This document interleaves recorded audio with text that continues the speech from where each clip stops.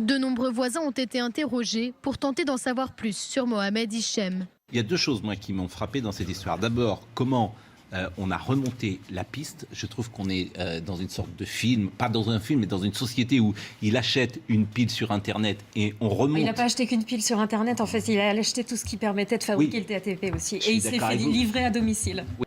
Mohamed Hichem s'était fait livrer des composants électroniques qui peuvent correspondre à la confection d'une bombe artisanale, mais aussi de l'eau oxygénée et de l'acétone, utilisés pour confectionner du TATP, un explosif très prisé des djihadistes. Oui, ce qui est tout à fait étonnant, mais quand même, on ne connaissait pas son nom, on ne connaissait rien de lui, etc. Et simplement à travers ça, c'est dire si tout ce que nous faisons dans nos vies...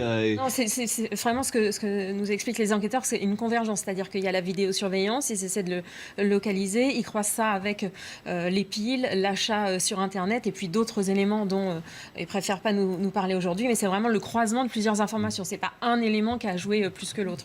L'enquête, évidemment, avance. Elle avance, mais ce qui reste encore à déterminer, et ce n'est pas le plus petit morceau de l'enquête, c'est pourquoi est-ce qu'il a fait ça, et puis creuser un peu sur son profil, parce qu'en l'état, selon nos informations, il n'y a rien qui ne permet d'attester qu'il avait une tendance à la radicalisation islamiste. Il n'était dans aucun fichier, et rien dans le comportement pour l'instant ne permettait de l'établir. Maintenant, il faut que les enquêteurs y passent au crible tout ce qu'ils ont saisi hier en perquisition, le matériel informatique, la téléphonie, qui voit ce qu'il avait pu laisser comme écrit chez lui. Mais effectivement, pour l'instant, il n'y a aucune radicalisation. C'est un homme qui n'a... Une sorte de terrorisme low cost aujourd'hui, tout seul. Non, c'est pas low cost, justement. Ouais, et c'est ce que Christophe Castaner explique, et c'est ce que les enquêteurs nous disent, c'est qu'il y a une incohérence dans ce qui s'est passé vendredi, parce qu'il y avait un engin techniquement perfectionné, avec ce système de déclencheur à distance, mais d'un autre côté, il y avait une très faible quantité d'explosifs. Donc... Mais aussi de l'eau oxygénée et de l'acétone, utilisés pour confectionner du TATP, un explosif très prisé des djihadistes.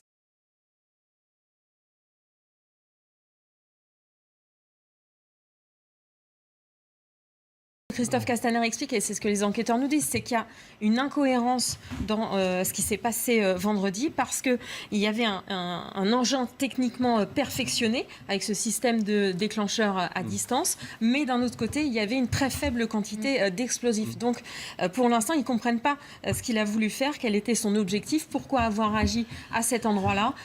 Bon, il y en a marre. Enfin, la vérité, c'est quand même le type est retrouvé en 2 jours. Pardonnez-moi. À mon avis, même, Pascal, si je peux me permettre, au risque prudent de me tromper. Oui. Il l'avait, à mon avis, logé assez rapidement. Hein, parce qu'avec les éléments techniques dont il disposait, si on se reporte à d'autres affaires criminelles, on peut penser que... Le repérage était actif très vite. Je suis d'accord avec vous, mais c'est ça qui est intéressant. C'est-à-dire que tu vois quand même des services qui fonctionnent. C'est-à-dire qu'il y a un attentat le vendredi, sans doute le samedi l'ont-ils logé, pour reprendre une expression de la police, qu'ils n'interviennent pas pour des raisons de sécurité. Ils sont allés lorsqu'il était dans un bus. Sécurité électorale aussi, peut-être. Ils sont allés lorsqu'il était dans un bus. Sécurité électorale aussi, peut-être. Qui est angoissante. C'est vraiment très différent des derniers attentats ou tentatives d'attentats, parce qu'à chaque fois, les gens étaient surveillés ou au moins fichés. Voilà. Là, ça n'a rien à voir. C'est vraiment... inédit dans la mesure où il n'était dans aucun service, il n'était connu d'aucun service. Il y a un amateurisme aussi en même temps incroyable, se faire livrer les choses chez soi alors qu'on veut faire un attentat. Il y a des incohérences, c'est perfectionné. Parler d'incohérence, c'est une impréparation. Oui, mais le dispositif lui, était plutôt sophistiqué, c'est pour ça que c'est compliqué. Ouais. Oui, mais le dispositif lui, était plutôt sophistiqué, c'est pour ça que c'est compliqué. Ouais. Le principal suspect de l'attaque avait déposé un sac en papier craft contenant des vis, des billes de métal et des piles, ainsi qu'un dispositif de déclenchement à distance. 13 personnes ont été légèrement blessées.